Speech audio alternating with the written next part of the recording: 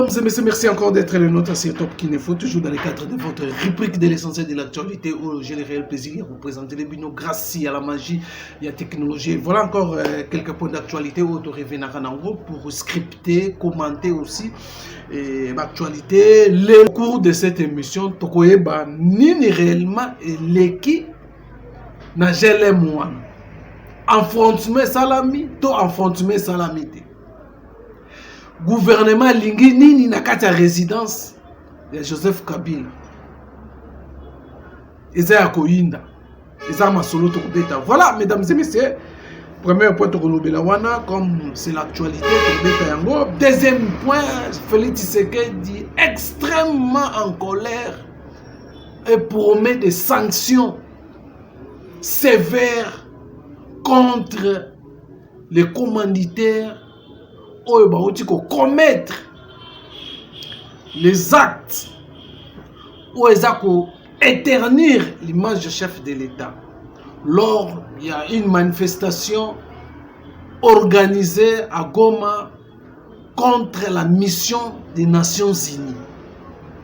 Malgré tout ce qui s'est passé, l'armée a procédé à la tuerie et chef de l'État promet des sanctions. Il y a l'essentiel de l'actualité. Ça passe ou ça casse. Ça casse ou ça passe. Denis Kadima, le président de la CENI. Le président de la CENI. La CENI a convoqué qui? Électorat.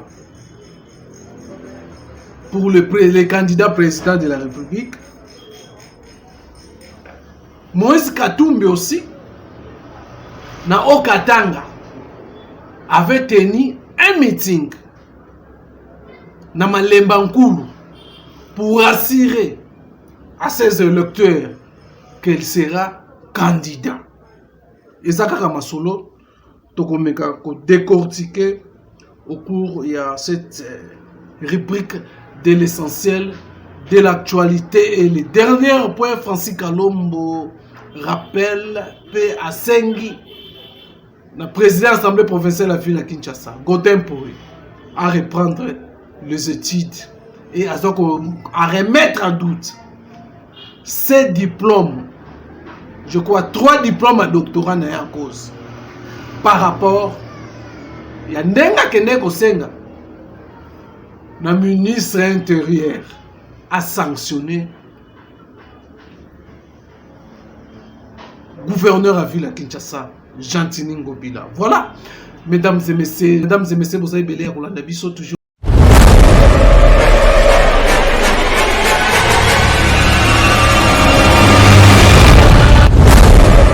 Donc, le dernier virage, tout qu'il y a une élection, déjà, le président Seni a le respect, il y a un cadre pour respecter le calendrier.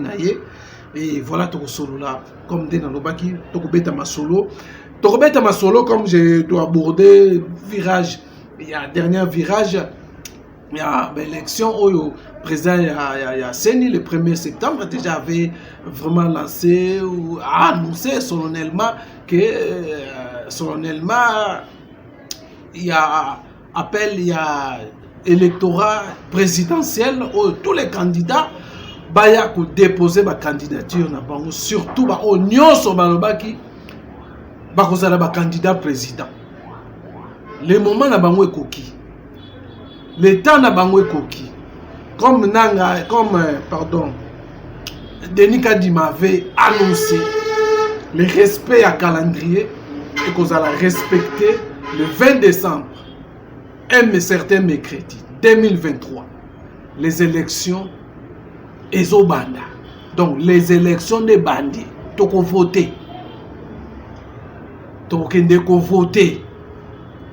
C'est que donc certaines personnes pensaient peut-être que non, les élections et que ça la maté par rapport il y a ba irrégularité mususu, par rapport il y a ba retard, il y a financement, il y a CENI. Et aujourd'hui et le 1er septembre déjà, je crois que les candidats ou les politiciens, les partenaires de la CENI, ils ont compris vraiment que non, les élections auront bel et bien lieu comme l'idée a fait Tshisekedi, il y a respecter la constitution, il y a organiser les élections dans les délais constitutionnels malgré les circonstances que traverse la République démocratique du Congo. Maintenant, la CENI et les chefs de l'État, les régimes actuels, malgré les revendications, les déclarations, ou soit les demandes, même il y a les effets qu'il y a 5 ans pour l'audit, il y a CENI, audit citoyen, pour que pèse en crédibilité dans l'opinion, contestation à la tête, même ici il faut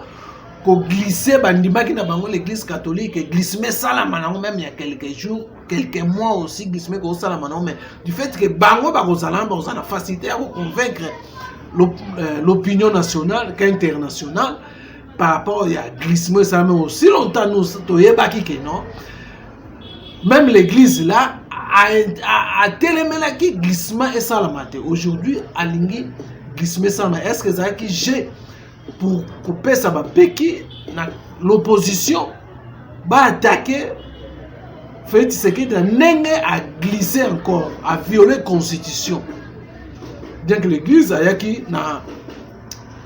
na plan na oyo pour rassurer aussi l'opinion nationale qu'internationale, comme je venais de le dire tout à l'heure.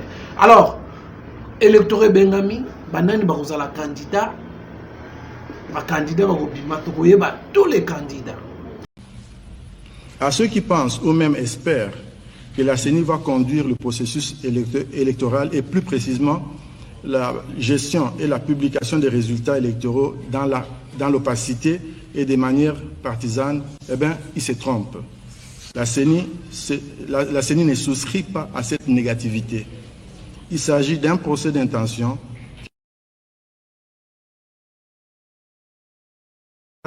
du processus s'est avéré sans fondement.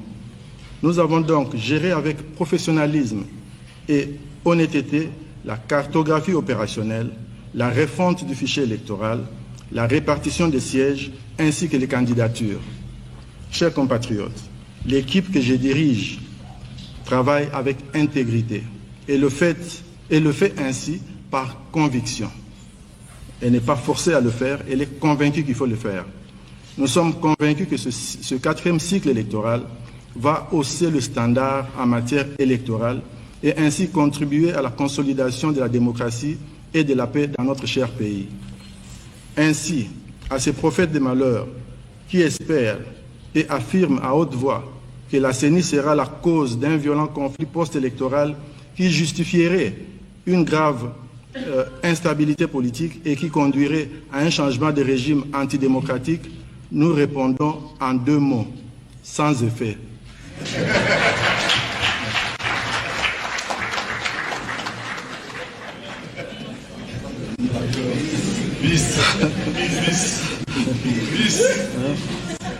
Oui, je vais répéter. Ok.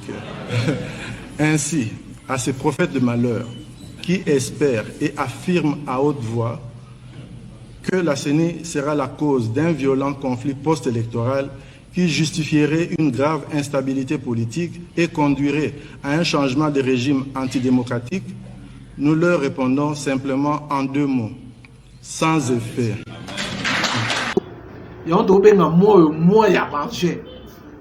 Ça passe ou ça casse. Et de l'autre côté, pendant que Denis Kadima, le président CENI, a convoqué qui dans la cérémonie, il y a annoncé solennellement la convocation de l'électorat présidentiel.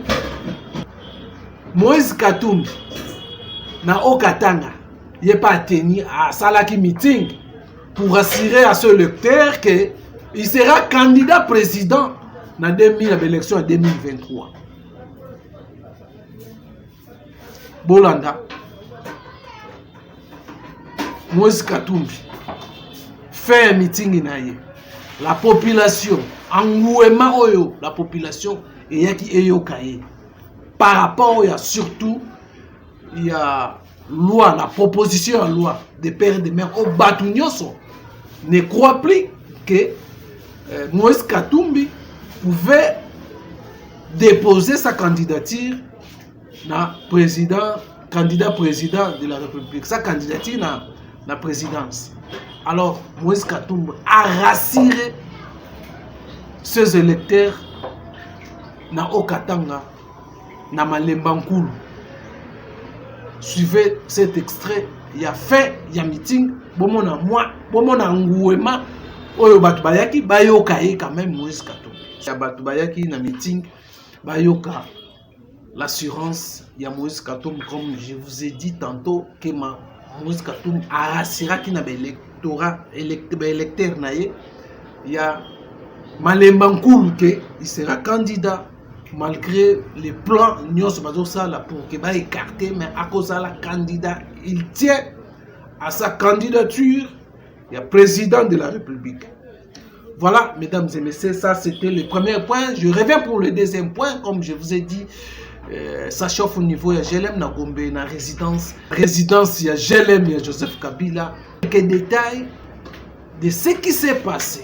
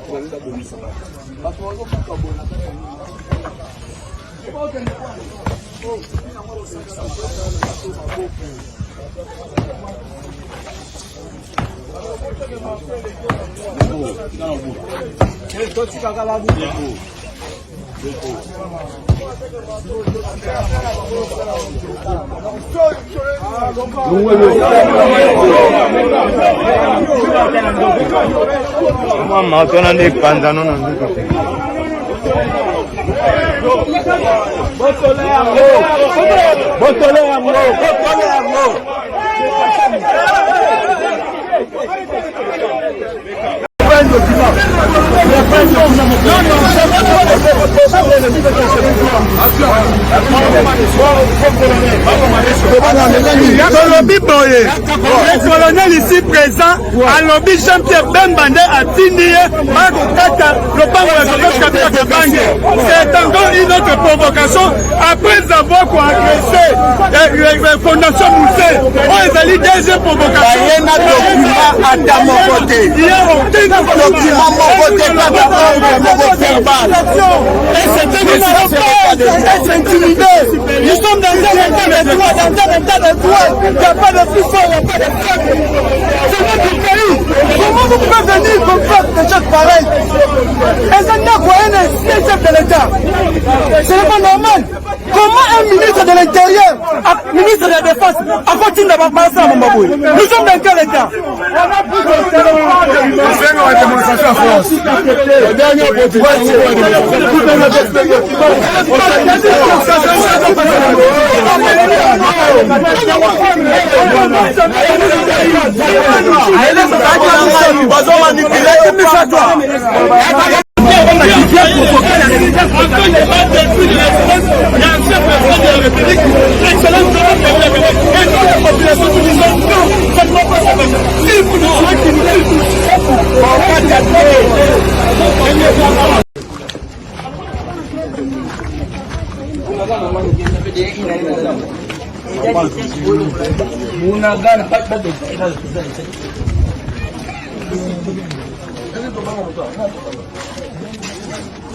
Jordan.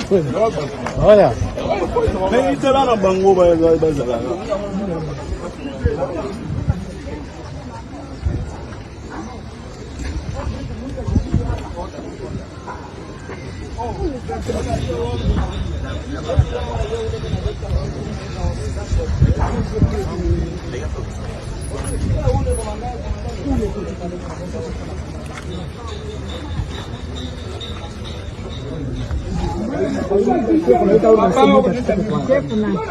Mwenye komanda wa place.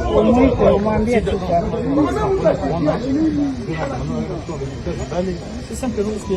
kwa hiyo sisi wanatuambia wanaenda kuvunja kule ukibambali cha karibu na kwa President Kabila. Banasema hii inaenda kwa ruti. Kwa mnakatalia watu kama ni ruti. Sasa tunapita tuone kwenye itatokea setu. Eza concession ya M. Damso. Là c'est un. Na 97 tangu ba pipui bayaka Ah, il y a Ranzela, grand frère Nangada, grand frère Nangada, oncle, Aza, auprès de moi. Ah, il y a Ranzela. Là, je suis là-bas à Mickey. Moi, je viens de Goma. Avec moi, à Mickey. Oh, il y a Ranzela, toi, en dehors, les gars, tu n'as pas de possession, mais on a tant on a ni Messi Damso, Abigana, oh, ils ont ni domaine, on a appelé ça comme récompense, va protéger, va bien, on a tiré le tir. Kala, auto qui a 22 ans, le tir. Si je ne me trompe pas. C'est comment on sait l'Anzila, il y a l'Ipolo, il y a l'ambassade de Belgique. Tu vois, Kabila, tant où hasard président, tu as un uniforme bleu blanc, tu as un Mickey, tu as les arabes, manga to buka. Tu vois, comment est-ce que le dérangement auprès du bureau naï. Parce que nous, là, on a un pont. Pont, na yenda à Tungango. Assez biso pont. La carte est partout qui est belé, qui est nombreux. Babisi les gars, on a des officiers. Auto fait qu'il y a une moitié de génie de construction. Avant, propagande, il y a des blessés, il y a génie de construction. On ça $500. Sur le côté, vu qu'il y a un domaine privé. Et M. Damso a fait ça comme récompense. Grand-père, il y a des espaces, M. Damso a fait ça comme récompense. À moins qu'il y ait un tir. Vu que on a filmé pour le monde. Bakati ba maligancé. Place ba sombeli ba msono, Damso tekelinga. Place ba sombeli ngo ezate. Ba document pour la secrétaire M. Damso qui a signé ça. Tout le monde a été. C'est un peu ça. Avant, il y a beaucoup de gens qui ont été Nzela biso tikala M. Damso tikala biso comme si on le kakamakolo. Au taxi, on le grand zela kuna. Au M. Kabila Kanga. À celle qui font. Adresse est comme Adam. Adam d'ailleurs, c'est Ngalema. Combien Ngalema? Ah, tu as Ouganda numéro 1. Pour les Kilabou. Ouganda numéro 1. Numéro 2, ils ont ambassade de Belgique. Numéro 3, ils ont bureau Naïmo. Numéro 4, Ndako Moko. Président sortant. Bon, c'est un peu ça. Il faut brutaliser grand-père à sa folie, malgré l'armée. Un colonel jeune, comme oncle Nanga Bazar. C'est comme motif, bango ba yela kezani. Ben na usage faux, Motif bango ba yaki ba lobi toye ko fungula nzela. Biso nanu tora liboso ba yaki ba politique chef ya quartier. Ba lobi vo appuyer biso poto fungula nzela. Toyebisi bango tolobi te. Biso banda tokota wana 86. Awe ezalaka nzela te.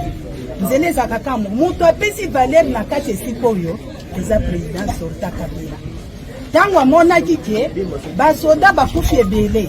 Bana biso bazokufi ebele na kati ya mai. Nde asalaki pont apesi nini Adam ezalaka te ezalaki toujours zamba. Nde yango nzela ezalaka te. Bino bokende kote soki banda ko koti sika. Bokende kote soki ya ministère soki ya ya nda ko lakisa bino ke esika bako kufungula nzela soki wapi biso toboya te. Mais ndenge bayaki lobi badizaki te bayaki kaka bana moko nde basali bamakambo na bango autour ya liboso na lokuta na bango bayaka bakoseli balobi o nzela oyo moto akangaki yango eza président Kabila po basekirite tolobi botika na kosela moto atika na koyeba ta makambo oyo te bokosi miro bato batongisaka yango eza haute cour militaire nde bayaka balobi ale nzela oyo ekangama ndenge ezalaki bo eza ye moto apesi valeur ata basepeli moto apesa valeur eza président sortant nde apesi valeur basepeli biso to awa nyonso ezalaki nde ezamba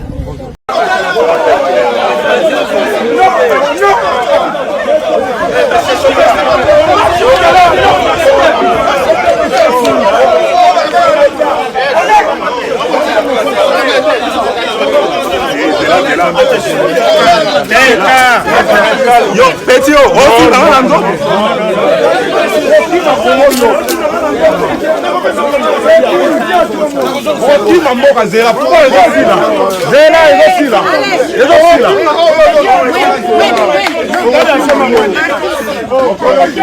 Voilà, mesdames et messieurs, comme je vous ai dit, Francis Kalombo demande à Godem Pouy, à Zonga Botanga, à Sala Azonga Botanga, akende koyekola l'administration atanga mibeko ya mboka comment les institutions mboka fonctionnaka à se référant à la constitution mboka na biso nazotika bino bolanda Francis Kalombo Omodi banda babuzo boye bandaki nazaro boya ko réagir parce que c'est trop bas. Biso na opposition to zawo sabino que bilan ya union sucrée ezali catastrophique eza nul. Mais les lobby no mo bomoni témoignage vice-gouverneur à ville à Kinshasa na président de l'assemblée provinciale ba pesi biso de l'opposition raison ya boloba que bilan ya union sucrée eza zéro. Donc eza le côté et le côté Salami à la ville province ya Kinshasa. Ailleurs encore n'en parlons pas.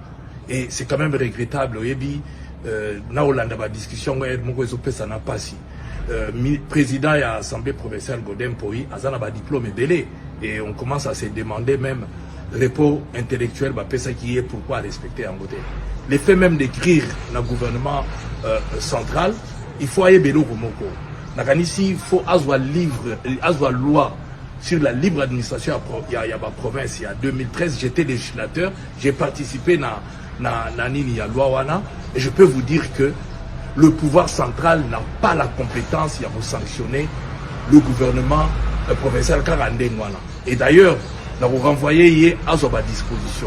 Banda article 63, Akita. Et même l'article 67, en matière ezali bien spécifiée, Oyo, le gouvernement central ne va pas directement sanctionner, mais doit demander à l'Assemblée provinciale de sanctionner. Donc, ce n'est pas le gouvernement central. Et ce sont des matières où Babengi, service public déconcentré, Azonga classe, peut-être ceux qui aïebi en côté. Donc, elle m'a comme ça la biso, scandale, il n'est pas, il est trop tard d'apprendre. Parce que ceux qui ont la lobby, c'est un attaque de la bino disposition, il y a article 67, Ezolobanine. Pour, Totika a toujours nami beko, ndenge loi et lobby sur ma disposition wana. Et ici, 67. En cas de faute grave commis par le gouverneur de province dans l'exercice des missions de service public déconcentré. C'est bien précisé. Mission, service public déconcentré dans autant que ça c'est par exemple la police. Nous avons une police nationale, mais au Batiki, na charge et à gouverneur par exemple à niveau de la province. Donc, ça fait partie. Seulement ce que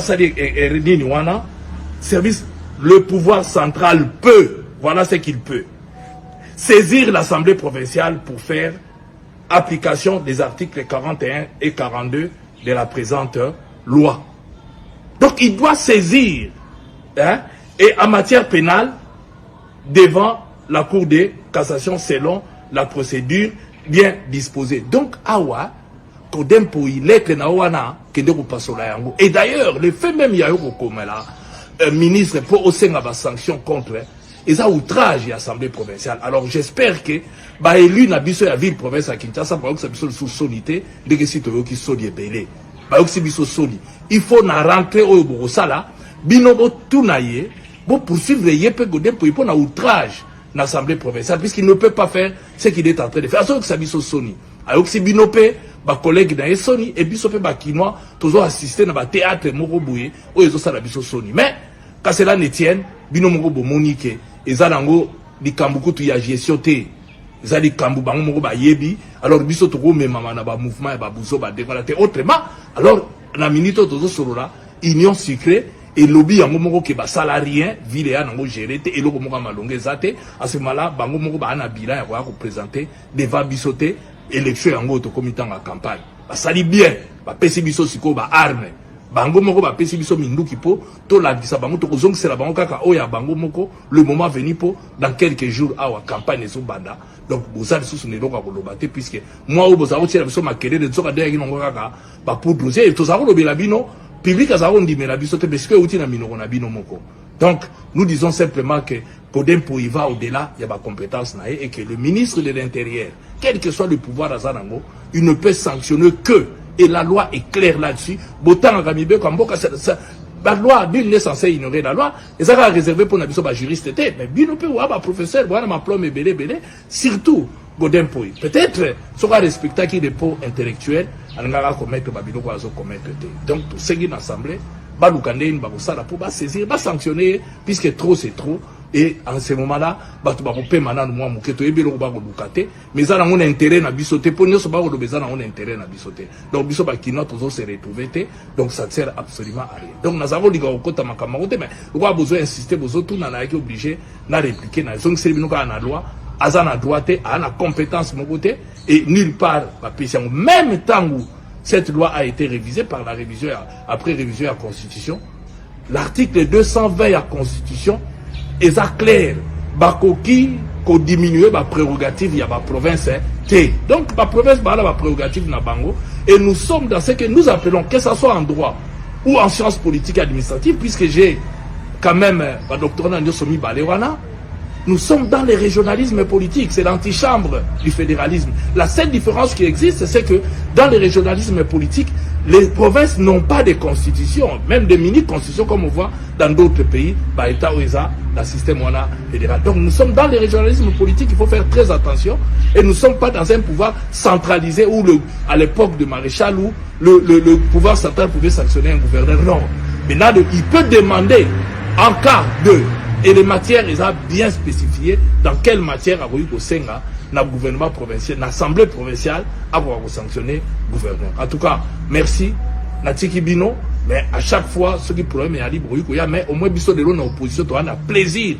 Il y a comprendre que l'Union Sucra Lobby, que Basali n'a pas rien à ville à Kinshasa, et l'eau que ça, t'es outil na minoko na bango, na minoko na bisoté, et que bino mongo bozo assister na ba théâtre, on est en intérêt na bango, et que, et au ça la paix bien, tes autres manettes, ils confirment au tribal. Moi, je suis un Kassayen, hein, de père et de mère Kassayen, et les autres ça la paix bien, t'es pour na biso, et les autres manettes, que biso ba Kassayen, tu comment attaquer ma communauté moussoussou. Non, il faut tout zalana nous, au-dessus à biloko wana. Tout si tu as qui pouvoir, le pouvoir est dans ma boca Kassayen, faut gérer, bah, tu as besoin de mon ndegeni. Je sais que les non ndegeni, ya reçoit naga oyo, et autres ont connotation, les habienté. En tout cas, Datiki Bino, na Sengi Bino, merci et compréhension, madame. Donc, nous sommes dans boya parce que ça, si j'ai un peu trop sensible, et que la Liga était maintenant obligé, n'a choisi en tant que notable à ville province à Kinshasa, ancien élu. Donc, je ne peux que m'impliquer dans ma cambo et sur les cas, choisir. En tout cas, merci beaucoup, Malassima, à tout moment. Ciao. Voilà, mesdames et messieurs, Boulandi Francis Kalombo, comment il se manque des Golden Poui, président de l'Assemblée provinciale, Ndenge Boulandi, qui a sollicité le ministre de l'Intérieur à sanctionner le gouverneur de la ville de Kinshasa. Or, le gouverneur a ministre.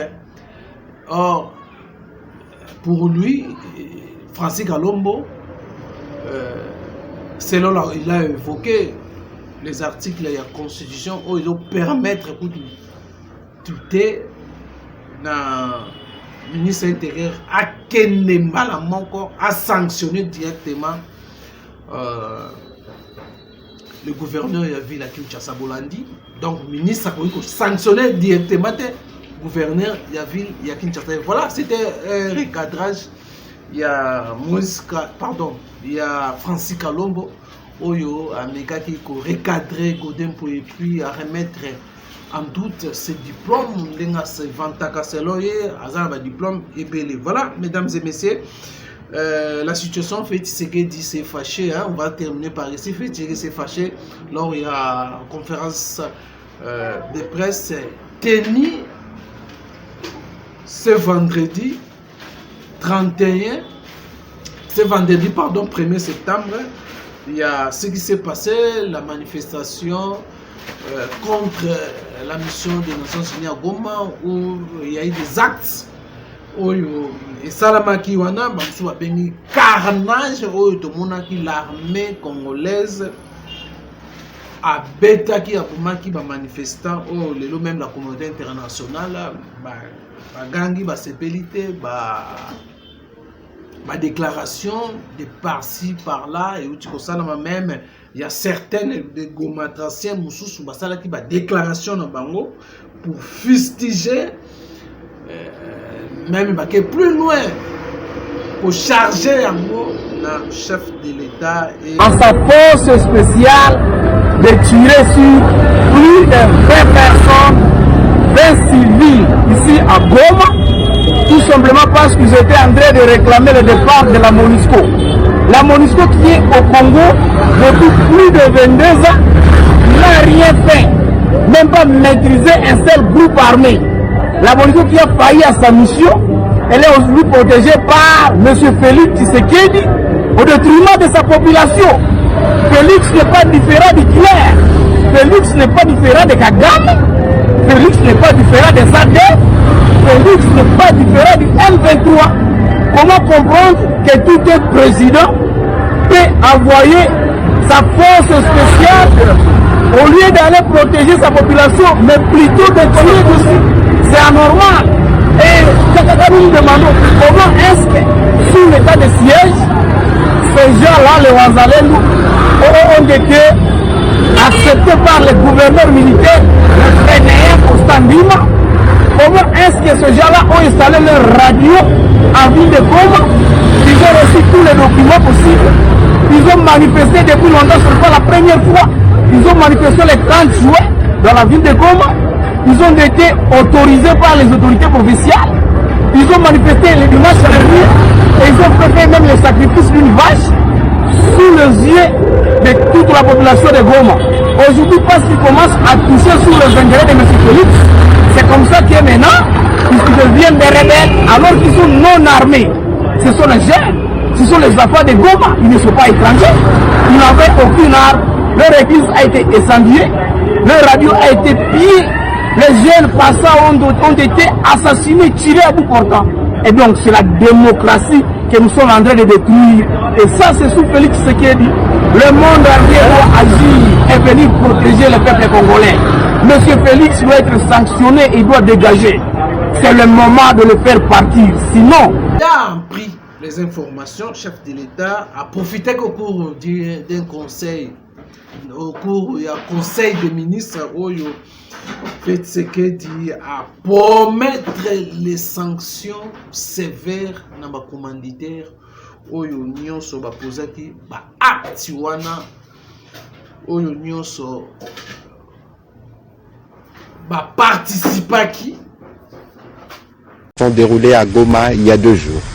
À ces propos, le président de la République s'est exprimé avec colère, effroi et consternation après avoir appris le décès le 30 août 2023 de près d'une quarantaine de compatriotes brutalement fauchés au cours d'une manifestation dans la ville de Goma de suite d'une intervention des forces de l'ordre. Cet événement malheureux ne peut que faire l'objet d'une forte désapprobation et d'une forte condamnation tant elle est incompatible à la vie en démocratie d'une part et d'autre part à la mission constitutionnellement dévolue aux forces armées. Le président de la République a appelé la justice à faire la lumière sur ces drames et d'établir rapidement la responsabilité tout en soulignant que ces drames ne peuvent pas et ne demeurera pas impunis. Aux familles des victimes, il a présenté au nom du peuple congolais ses condoléances les plus attristées. Le président de la République a aussi saisi cette occasion pour lancer de nouveau un appel aux forces de l'ordre dont les efforts devant être mis en œuvre dans le registre de la prévention et du dialogue avec la population qu'elle a la noble mission de protéger. Enfin, il a instruit le vice-premier ministre, ministre de l'Intérieur, Sécurité et Affaires coutumières, le vice-premier ministre, ministre de la Défense nationale et ancien combattant, ainsi que la ministre d'État, ministre de la Justice et garde des Sceaux, de lui faire rapport dans le plus bref délai sur les circonstances qui ont mené à cet effroyable drame et pour que très rapidement des sanctions sévères puissent être prises contre tous ceux qui ont été responsables de ces tristes événements. Le deuxième point de la communication.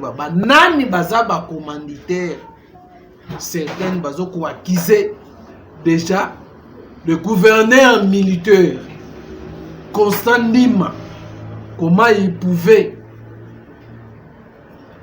couper sa ordre wana selon batu mususu bazolatisa mususu mais pas Constant Ndima pour être gouverneur militaire. Comment les civils bazo marcher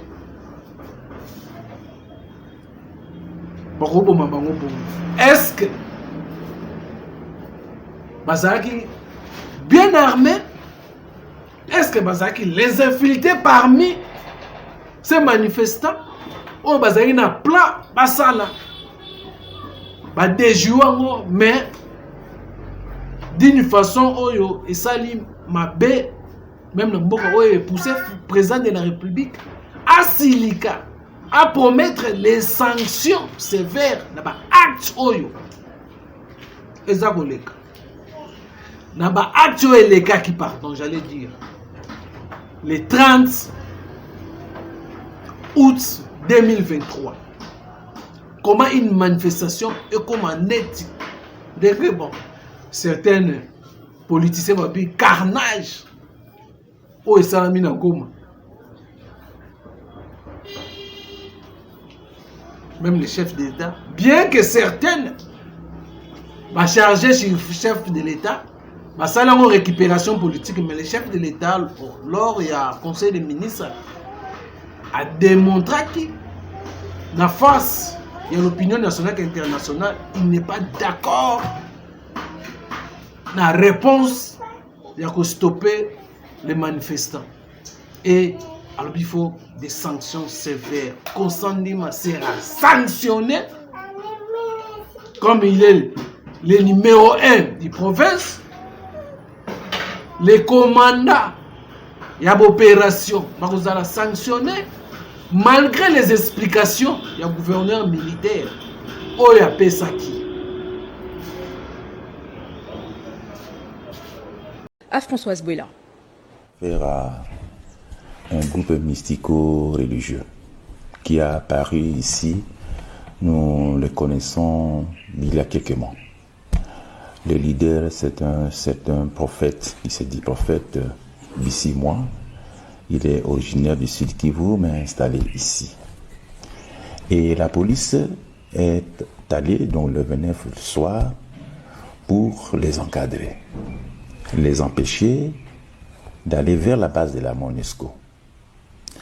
Pendant que la police faisait son travail, ils ont arraché un policier, ils l'ont amené chez eux, ils l'ont tué, emportant son arme. Et d'un coup, la manifestation que nous imaginions passive, sans violence, s'est transformée directement en violence. C'est des coups de feu. Mais ils allaient investir la base de la MONUSCO, ils allaient commencer à chasser les Blancs, les Occidentaux, ils allaient commencer à s'attaquer aux ONG et aussi aux forces de l'EAC. Alors, quand ça tire, ce n'est plus une manifestation telle que préconisée, c'est ainsi que l'armée a intervenu parce que ça semble à une manipulation pure et simple avec des jeunes gens drogués qui n'avaient rien à voir avec ces sectes. Voilà d'où est sortie cette violence qui a fait face maintenant à l'armée. Pour l'instant, moi-même, j'ai fait, depuis le matin d'hier, j'ai fait le tour de la ville sur les lieux. Ce que moi j'avais vu ensemble avec le médecin et qu'il a consigné à la morgue donc, du Kankatindo à l'hôpital militaire, c'était 6 morts que moi j'ai vus. Donc jusque-là, j'ai dépêché le médecin. Ce matin, il est venu à mon bureau. Les versions P1.